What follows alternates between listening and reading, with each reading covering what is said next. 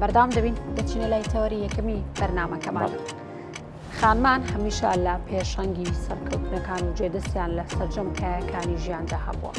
چ لە کۆندا بێت، چ لە ئێستادا بێت، چ لە مێژوودا بێت شوێندەستیان دیارە، لە خەباتی شاخیشدا تەنانەت شوێندەستیان دیار بوو. لە چەندین پرۆگرامدا بەسمان لە خەباتەکانی ژنان کردو، هەروەها ڕۆڵی سەرەکیان هەبووە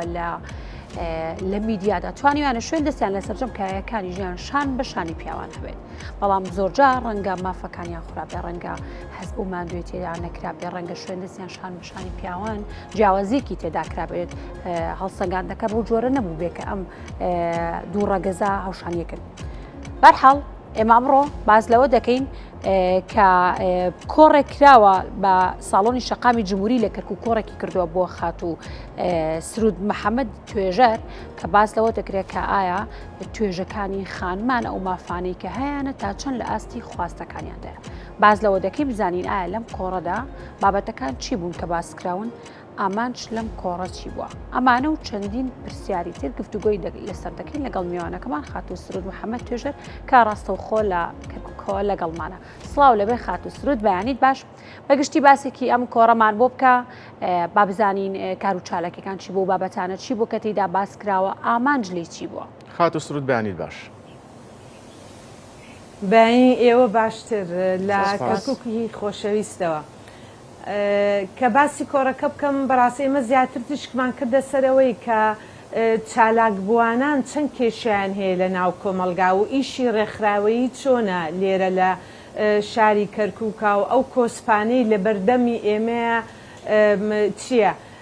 یعنی باسمان لەوانە کرد کە لە سەرەتاوە دەستمان پێکردووە تا ئێستا ئێمە ڕاستە بنەمایەکی یاساییمان هەیە کە دەستورە کە ڕێگای پێمان داوە، چکە ئێمە باسی بنەمای دیموکراسیەکەن. ڕێکخراوەکان خۆی ئەو بازنەیە لە بینی کۆمەلگا و هەروەها لە بینی دەسەڵاتە. ئەگەر ئەو بازنەیە لاواز بێت، بەڕاستی سەرەکەی دیموکراسی لاوازە. ئەمجا بۆیش وەزعی سیاسی ناوشاری کەرکووک ڕنگدانەوەی داوەتەوە سەر ئیشی ڕێکخراوەیی و هەروەها وەزعی چالاک بوانان. ئەگەر من ینی باسی وەزعی کەرکووک بکەم، هەتا ڕادەیەک ینی من 21 ساڵە لەو بوارەیە ئیشەکەم. ئێستا یعنی کە سێرەکەین هەموو جارێ سێرەکەی جۆرێک کێشەمان هەیە. ئەویش ئێستا مەسەلەن ئێمە کەرکووک عەقڵێتی خەڵکی کەرکووک جیاوازە کە لەگەڵ حکوومەتی ئیتیحادی لە بەغدایە هەتا ڕادەیەک ئێماڵین دەستور مافی پێمان داوە، بەس دەینە سەر ئاستی یاسایی یاساکان هەتا ڕادەیەک ئەویش گونجاوە وەکو یاسای ڕێکخراوەکان و ئەوانە. بەس کە دێن سەر عەقڵیەتی حکوومەتی ئیتیحادی چۆن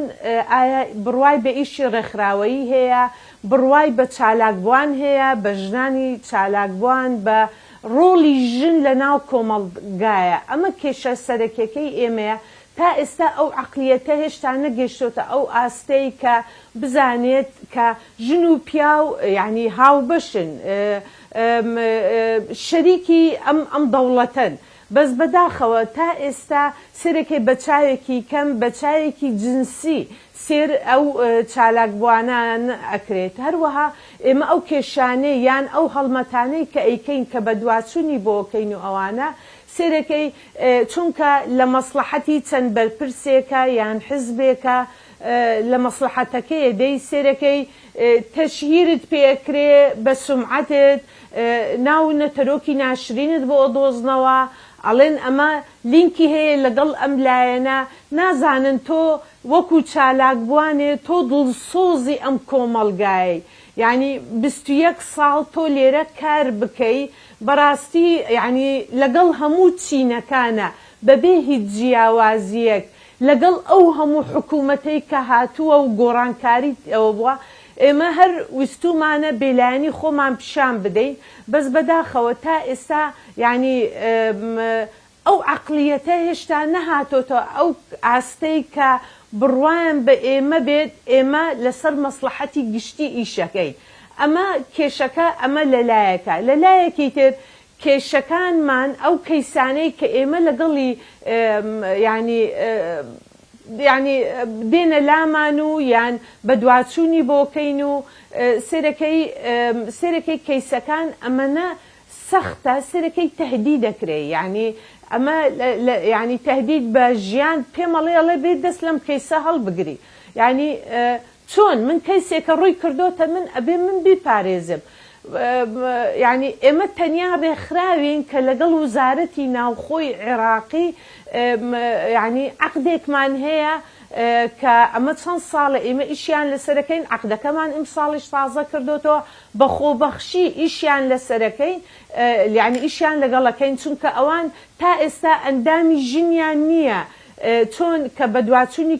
کەیسە کۆمەڵایەتیەکانەکەی ئەبێ وەکو توێژەر وەکو محامیەک یەکێ لەگەڵیان نابێ هەتا بتوانین کەیسەکە بپارێزین و چۆن بتوانین داکۆکی لێ بکەین بەس بەداخەوە سێرەکەی تۆ تهدید دەکرێت بەڵێ ئەم هەڕەشانە ئەوەی کە باست کرد لایەنە پەیوەندیدارەکانی لێ ئاگادار نەکراوەتەوە خۆدا ئاماژت پێە کە چەندین کەیسی جۆراوجۆر هاتوۆتە بەردەستان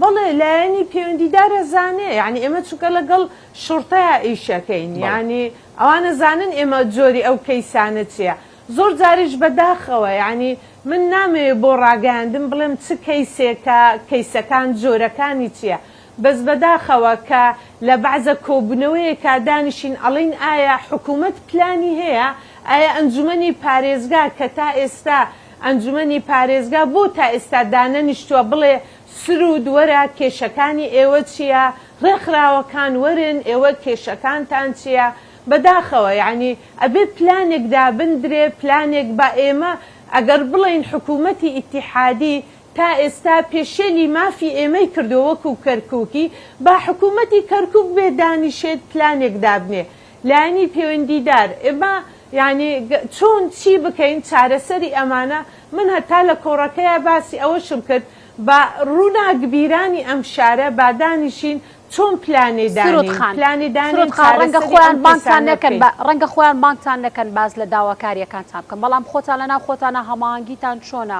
بۆ ئەوی بتوانن خواستەکانتان بگەن یاخود بە شێوازێکی گشتی باز دەو بکەم ئایا مافەکانتان یاخودە و داواکاریانی هەتانە لەکوێی خواستەکانتاندایە بەڵێ بەڕاستی ینی منگە حکوومەت هاوکارم نەبێ من ناتوانم بەردام چکە شتەکە لە ئاستی ئەوەیە تۆ تهدید بە ژیانەکرێت ینی لێرەیە پێویستەکە هاوکاری هەموو لایەک ینی من هەتا لە ڕووناکبیران لەو کۆڕەیە کە باسم کرد گوتم با بە قەڵەم ئێوەش لەگەڵمانە هاوکار بن من سوپاسی ڕاگەیاندنەکەم کە زۆرجا تیشکە کاتە سەر ئەو کەیسانەی کە هەمانە و کە یارمەتیمانەدا لەو لایەنەیە کە کۆمەڵگا وشیارکەینەوە بەس پێویستی بە هەڵمەتی گەورەترە ینی بەداخەوە ینی وەکۆڵێ مافیەی وا گەورە هەیە لەم شارەیە بێگومانەکەی ئیستیغلالی بێگومان ئەم کۆڕانە هەڵمەتێکە بۆ وشیارکردنەوە بەڵام بە دیاریکراوی ئەمانە بزانین کێبوون ئەوانەی کە بەشداریان کرد لەم کۆڕەیە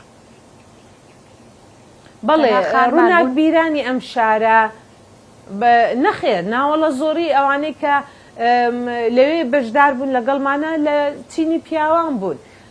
لەلایەنی ڕاگەیاندن بوون لەلایەنی چالاکبووان بوون هەروەها ینی خەڵکی ئەم شارە دڵسۆزی ئەم شارەیە ئەمە شتێکی دڵخۆشە کە ئەوانیش هاتوون کە جۆ بگرن بزانن ئێمە کێشەمان چییە بەس پێویستەکە ینی من لەو بڕواایە دابووم ئەموت ئێستا ئەندامی ژنەکانی ئەنجومەنی پارێزگای کەرکووک دێن ئامادا بن چکە ئەزانن ئێمە ئەرکی چیە وەک خۆ دوتت کە خانمان بەشداریان نەکردووە ئەرکی چییە کە خانمان لەم جۆرە کۆڕ و سیمینارانە بەشدار بن کە لەم کۆڕانەیە باز لە گرفتەکانی خانمانەکرێ یان داوایان لێ بکرێ بەشدار بن ئەرکی چییە؟ بەڕاستی ینی ئەمە ئەگەڕێتەوە بۆ ئاشتی وشیاری یعنی ئایا خانمان چەند وشیارن چەند ئەیانەوێت داکۆکی لە مافەکانی خۆیان بکەن یعنی هەتا ئێستاش ینی بەداخەوە ڕێکخراوەکانی کەرکووک کەس یعنی ئێستا هەتا ڕادەیەک لاواز بووە نە هەرین کەرکووکین لەسەر ئاستی هەرێمی کوردستان و عێراقی لەبەرەوەی چونکە فەند نەماوە یعنی ڕێکخراو نەماوە کە تۆ فەندێکت بداتێ عەلەقەل بۆ هاتوچۆت بۆ ئیشی ئیداریت هەتا بتوانی بەردەوام بی ڕاستە من خۆبەخشم بەس لەعینەن کاتە پێویستم بە داهاتێکە هەتا بتوانم ڕۆژانەی ژیانی خۆم و دەور و پشتەکەم ئۆفیسەکەم ئۆفیسەکەمی پێ بدەم لێرەیە یعنی پێویستە بەشداری نەکردنی خانمان چه پەیوەندیەکی بە فەندەوەی کە خۆی نوێت بەشداری بکات خۆی نوێت بزانێت ئایا مافەکانی چێت تا چەند مافەکانی لە ئاست خواستەکانیدایە بەڵێ یعنی ئێمە ئەو کۆرە بۆ ئاستێکی بەرز بوو یعنی لە خەڵکی ڕووناکبیری ئەم شارەیە یعنی من لەوەی ئاگادارم کە بڵاومان کردەوە لەسەر فەیسبوک و ئەوانە زۆری مامۆستای زانکۆ ئاگادار بوون زۆری بڵێن لایەنی پەیوەندیداری حکوومەت ئاگادار بوون بەس بەداخەوە ئەگەر نێن دیارە گرنگ نییە لەلایەن ئەم مەبەستە ئەمەش بۆیە یعنی هەستەکەین بۆشاییەک هەیە لەم بینەیە بۆ نایەن جۆ بگرن بۆ نایەن یارمەتی بدەن ڕۆڵی خۆیان بدێنن یعنی یان ڕوویان نییە بێن یعنی قسەی لێ بکەن یعنی پێویستەکە بە هەموو لایەکەوە بتوانین چکە ئەوە کێشەی من نییە ئەمە بەڵێکاتە سرودخان ئەتوانین بڵێن کە هۆشیاری کۆمەلگا کاریگەریە بێت لەسەر ئەوەی کە خانمان بە شێوەیەکی بەرچاو بەشداری لەم جۆرە کۆڕ و سیمینارانە بکەن بەڵێ یان هەتا ڕادێک خەڵک بێ ئومێد بووە یعنی چونکە وەزعی سیاسی ڕنگدانەوەی هەیە لەسەر وەزعی کۆمەڵایەتی اینجا ئەگەر عقلێتی کە باست کرد سرودخان سێمە کێشی بەڵێ ئەو عقلێتی کە باست کرد کە لەلایەن دەسەڵاتی سیاسیەوە هەیە ئەوە کاریگەری هەیە بەڵێ ئەی چۆن داها ئەم شێوازی بیرکردنەوەی خەڵک بڕوایان بە مافەکانیان داها ئایا عقلێتی سیاسی بۆ ماوەیەکی یعنی ئەڵێ من ئێستا ماوەیەکی کەمە من لە دەسەڵاتم ئەبێ من چی بەرهەمێکی یعنی بە زووترین کات بەدەستم بێنم بیکەمە ئینجازێ بۆ خۆم بەس ئایا کەس دێ بە قولی بیر بکاتەوە پلانێکی درێژخایەن دانێت چونکە ئێمە پێویستمان بە پلانی درێژخایەنە من باسی کێشە کۆمەڵایەتیەکانەکەم کێشە کۆمەڵایەتیەکان ئەبێ پلانی درێژخایەن ئەبێ زانکۆ بەشدار بێت یعنی بەحسی ئەکادمی لێ بکرێت و ئەوانە ئەبێ ڕاگەاندن بەشدار بێ ئەبێ حکوومەت بەشدار بێ ئەبێ لایەنی پەیوەندیدار لە دام و دەستگاکانی حکوومەت پێویستەکە هەموو لایەک پێمە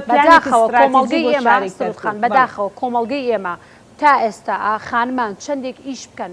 بەشانی پیاوان بەڵام هەمیشە دەگوترێت زەعیفە هەرگیز توانەکانیان هاوسەنگ نەکراوە بە پیاوان ڕەنگە ئەمە بێهیوایەکیش بێ بۆ خانمان کە بەشداری کۆڕەکان ناکەن یەکەمین پرسیارم کە دەمێ بیکەم تا چەند گرنگە ئەم کۆڕانە بە تایبەتی بۆ پیاوان بکرێ بۆ ئەوەی هۆشیار بنەوە لەوەی پیاوان کە خانمانی شان بەشانی پیاوان توانایانێ و هیچیان لەوان کەمتر نییە بەڕێزی شت باز لە خوێندن کرد تا چەند گرنگیشە هەم بۆ کچان هەم بۆ کوڕان بە تایبەتی لە پرۆسەی خوێندن لە قۆناغی جواناوەندیدا توێژەران هۆشیاری بدەنە خانمان کە مافەکانیان چییە هەروەها زانیاریان لەو بارەوە بدرێتێکە ئازادی چیە و لاڕێی چییە و هەروەها بۆ کوڕانیش هۆشیار بکرێنەوە لەوەی کە خانمانیش مافیان هەیە ئەمە ئازادیە ئەمە لاڕێی نییە تا چەند پرۆسەی خوێندن گرنگە لەم بارەی بۆ هۆشیارکردنەوەی کۆمەڵگا بەڵێ لە سەرەتا ئێمە یەکێکن لەو ڕێکخراوانەی دایمە هەوڵە دەین پیا و بەشدار بێ لە ئیشەکانمانە چونکە پیاویش وەکو ئێمە باسی لێکن ژن نیوەی کۆمەڵگایە پیاویش نیوەی کۆمەڵگایە چکە ئێمە دایمە ژنان پێمان ئەڵێن تکایە پیاوەکانیشمان وشیارکەنەوە بۆیە ئێمە هەوڵمان داوە مەسەلەن تۆڕی پیاوانمان هەبووە بۆ وشیارکردنەوە کە خەڵک هەیە خەڵک هەتا ڕادەیەک لە وەکو ئەوانەی کە ئامادە بوون لەوێ هەتا ڕادەیەک وشیاریان تیا هەیە بەداخەوە زۆریان پێ ناخۆش بوو کە مەسەلەن پێشێلی مافی ژنان و کچان وا ئەکرێت یان وەکو چالاک بووان ئەوانش ئامادەبوونی خۆیان پیشاندا بۆ هاوکاری و ئەمانە یعنی ئەبێ دانیشین شتەکان هەمووی باست لەوە کرد کە کۆڕەکە بۆ کەسانی نوخبە و کەسانی دیاریکراو کراوە بەڵام ناکرێت ئەمە بۆ هەمووان بێت هەمووان ئەم سیمینارانە ئەم جۆرە کۆڕانە گشتگیر بێ بۆ هەمووان بێت بەڵێ یعنی خۆی پێویستەکە بۆ هەمووی بێت ینی بەس پێویستەکە کۆمەلگا هەمووی وشیار بکرێتەوە بەس هەر چینێک و بە جۆرێکە یعنی ئەمە مەسەلەن مامۆستای ئاینی ئەتوانێت ئەم بانگەوازە بۆ هەمووان ناکرێت سروودخان کە کۆڕێگەکرێت کە سیمینارێک ئەکرێت بۆ نمونە بۆ هەمووان بێ هەمووان ئاگادار بکرێنەوە گشتگیر بێت والله مامۆستا ئاکام بۆ هەموو لایەنێ ئێمە کە بڵاومان کردوتەوە گوتومانە ئەمە گشتیە بەس بەداخەوە کە خەڵکنەیەت کە چینی ئەوەی کە وشیارە نەهاتووە دەها ژنێکی کە لە ماڵەوەی ئەو چۆن ئەتوانێت بە ئازادانە بێ اینجا لێرەیە کە پرۆسەی خوێندنیش بەڕاستی پێویست دەکات پرۆسەی خوێندن یعنی تا ئێستا ئەو کە مەسەلەن چەند ئێمە باسمان لەوەش کرد لە پرۆسەی خوێندنە ئێمە دەرسی وشیاریمان هەیە ئایا ئەم دەرسا چەند ئاکتڤە مامۆستاکە خۆی چەند وشیارە پێویستەکە مەسەلەن ئەم دەرسانە زیاتر سێرەکەی ئیهمالەکرێت لەلایەن باسی وانە و خوێندنت کرد تا چەند گرنگە هەماهەنگی لەگەڵ لایەنە پەیوەندیدارەکان هەبێت بۆ نمونە وەزارەتی پەروەردە خوێندنی باڵا ئەم بابەتە وای لێ بکرێت گشتگیر بێت بەڵێ ئێمە یعنی ڕێکخراوەکەمان لەسەر ئاستی بەغاشە ئیشیان لەگەڵ وزارەتی پەروەردەی حکوومەتی ئیتیحادی کردووە هەتا وەکو باسی لێکین کتێبێکی تایبەت بە مافی مرۆڤ بە مافی مناڵان مافی ژنان بنەماکانی هەمووی دابینیان کردووە کە ڕەزامەندی خۆیان بە تەجریبی لە چەند مەکتەبێکا کردویانە بینیانە نەجاحەتێکی زیادی هێناوە بینیانە خوێندکاران زیاتر هەست بە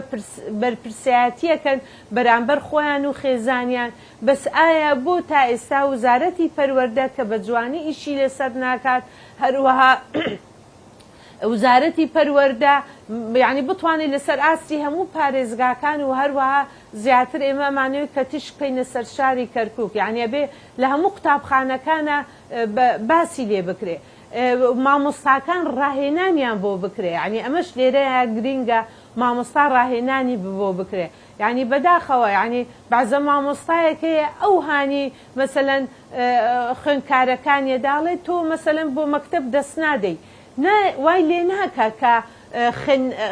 ینی حەزی لە مەکتەبەکەی خۆی بێ حەزی لە دەرس و دەورەکەی خۆی بێت ئیلتیزامی زیاتر بێ وای لێ بکە کە خەونێکی تیا بچێنێت کە دوا ڕۆژ ئەبێتە شتێک کۆمەلگا یعنی ئەبێتە شتێکی گەشت لەم کۆمەلگایە یعنی پێویستەکە وشیاری بۆ هەموو لایە ئەمە گرینگە لە حکوومەتەوە بێ لە وزارەتەکانەوە بێ هەتا ئاستی حکوومەتی ئیتیحادی یعنی من باسی شتێکی کورد بکەم ئەمە بەسەر خۆم هاتووە من لە عینەن کاتە من خۆم محامیم کە چوومەتە مەرکەز شوڕتەیە ویستومە یعنی کەفالەت بۆ یەکێ بکەم بە منەڵێ تۆ ژنی بۆت نییە کەفالەت بکەی یعنی من پێیم وت چۆن تۆ پێشێلی دەستورەکەی دەستکەواتە سروودخانی لە خزمەتی خانماندا بووە من بە یاسا بە دەستور پێمەڵێ بەڵێ بە یاسا پێمەڵێ ژن و پیا و یەکسانن بەرامبەر یاسا بەس من سەرەکەی ئاستی وشیاری بەرپرسێکە ئەفسەرێکە لە پۆلیسی کەرکووکدا تا ئێستا بڕوای بە مافی من نییە بۆیش من لێرە باسی عەقلیەتەکەم عەقلیەتەکە وایە کە من زۆر جاکە لەگەڵ دۆنێ لەگەڵ بەرپرسی پۆلیسی کەرکووکە دانیشتە بووم گوتی سروود لەبیرت نەچێ کۆمەلگا سەقافەتی کۆمەلگا تەسیری کردۆتە سەری کاریگەری چی بەسەر کۆمەلگامانەوە کە ئێشتر سەقافەتمان نەگەشتۆتە ئەوەی کە جیاوازی نەکەی لە نێوان ژن و پیاودا بڵێ یعنی ئەمە چۆن ڕنگدانەوەی بێت لەسەر حکوومەت لەسەر ئیشوکارەکانی حکوومەت من یعنی بۆیە هەستەکەم تا ئێستا حکوومەت لاوازە وەکو مرۆڤ سێر ژنان ناکە وەکو شەریکێک لەم دەوڵەتە لێرەیە پێویستە من گە دەستور ئەو مافەیدا بێ پێم پێویستەکە یعنی ئەو بەرپرسانەی کە لە حکوومەتن لە پۆلیسن ئەبێ بەو چاوە سێری من بکە منیش ینی من شەریکم من هاوبەشم لێرەیە لەگەڵیایە بۆیش من هەتا هەست بە هاوڵاتی بوونی خۆم بکەم ئەبێ حکوومەت بەو چاوە سەیری من بکە بەڵێ. ئەبێ وشیاری بگاتە ئاستی هەموو تاکێکی حکوومەت کە لێرەیە بەرپرسە. بەڵێ سرود خان باس لەوەکە کە ڕێکخراوەکەتان پەیوەندی هەمانجی لەگەڵ حکوومەتی فیدراڵە هەیە ئەی لەگەڵ حکوومەتی هەرێمی کوردستان لایەنە پەیوەندیدارەکان لە هەرێمی کوردستان هاوکاری و هەمانجی چۆنە لە نێوانتانە؟ بەڵێ یعنی ئێمە بابینەوە سەر عقلیەتی هەرێمی کوردستان زۆر جیاوازە لە عقلیەتی حکوومەتی بەغا هەتا ڕادەیەکی زۆر باوەڕی بە مافی مرۆڤ هەیە بە دیموکراسی هەیە بەڕاستی یعنی هاوکاری ئیشەکانی ئێمە کاتە پەیوەندی هەماهنگگیتان چۆنە لەگەڵ لایەنە پەیوەندیدارەکانی هەرێمی کوردستان لەو بارەوە؟ بەڕاستی پتەوە و هاوکاری ئێمەشن یعنی من کەیسەکانی کەرکووک توندوتیژی من لانەیەکی ئارامم نییە لێرەیە لە کەرکووکە من دایما لە ڕێگای ئەوە من کەیسەکان بەرەو سلەیمانی دێنم کەیسەکانی ئێمە وەرەگرن بە دوواچوونی بۆکەن بەڕاستی یعنی من لێرەوە ئەمەوێ سوپاسیشیان بکەم بۆ ئەو هەموو هاوکاری ئەوان لەگەڵ ئێمە بەخۆبەخشی یعنی ئەمە بۆ ئێمە زۆر گرنگە یعنی گە ئەوان هاوکاری ئێمە نەبن من زۆر کەیسم هەیە احتیمالە بکوژێ چکە من شوێنێکم نییە بیان پارێزم زۆر بە کورتی دەبێت پرسیاری ئەوە لێ بکەم ڕێکخراوەکانی داکۆکیکردن لە مافەکانی ژنان تا چەند لە خزمەتی مافەکانی ژناندا بوون تا چەندیش میدیا ڕۆڵی هەبووە لە بڵاوکردنەوەی مافەکانی ژنان و ڕاهۆشیارکردنەوەی خانمان؟ بەڵێ ڕێکخراوەکان بەڕاستی هەوڵی ئەوەیان زۆر داوە کە خزمەتی کۆمەلگا بکەن و خزمەتی چینی ژنان بکەن چکە من گەژنێکم وشیار کردەوە خێزانێ وشیارەکەمەوە بەس لێرەیە یعنی ئێمە ئیشمان بۆ ئەوە کردووە بە هەموو هەتا ئەوەی تیامان بێ وای لێ هاتووە کە یعنی احتیمالە مەترسی هەبووە لەسەر ژیانی خۆمان کە لە عینەن کاتە یعنی پێویستەکە حکوومەتیش لێرەیە هاوکار بێ من کە سەرەکەی ئایا حکوومەتی هەرێمی کوردستان بەڕاستی هەتا ڕادەیەکی زۆر هاوکاری من بووە بەس من کە من باسی شاری کەرکووکەکەم لێرە کێشەکەم لێرەیە لەوە بووە کە من لە شاری کەرکووکە ئەو خزمەت گوزاریانم نییە ئەگەر من بمەوێت پاراستنی مافی ژنێک بکەم ژیانی بکەم ئەبێ بیکەمە سجنەوە باوەڕت هەیە یعنی چقێمە لانەیەکی ئاراممانی هەتا ژیانی بپارێزم توندوتیژیەکی زیاتری لەسەرەکەم هەتا ژیانی بپارێزم لەگەڵ کۆمەڵێ کەسی یعنی توهمەتبار و قاتل و ئەمانە ئەیکەمە سجنەوە هەتا ژیانی بپارێزم بۆیە پێویستەکە من ژینگەیەکی جوان بڕوخسێنم بۆ مافی مرۆڤ بۆ مافی ژن بۆ مافی منداڵان هەتا بتوانم هەز بە هاوڵاتی بوونی خۆم زیاتر بکەم بتوانم خێزانی ئاوەدان بکەمەوە بتوانم ئیشەکانم ڕنگدانەوەی هەبێ لەسەر کۆمەلگا بتوانم وەکو تاکێک هەز بە بەڕاستی من یەکسانم بەرامبەر یاسا و هەروەها عقلیەتی ئەو بەرپرسانە ڕێز لە منەگرن وەکو مرۆڤێ نەوەکو وەکو جنس سەیرت بکرێت یعنی بەداخەوە تا ئێستا یعنی پێویستەکە ئیش بکرێت لەسەر دەست خۆشخاتانە. سپاس بۆ تۆ سرود محەممەد توێژەر و چالاکی مەدەنی کە ڕاستەخۆ لە کەرکووکەوە لەگەڵمانە بوو سپاس بۆ ئەو گفتوگۆ. زۆر سپاس سەرکەوتوو بن. سپاس بۆ ئێوەش دەستان خۆش بێ. دەستی سپاس.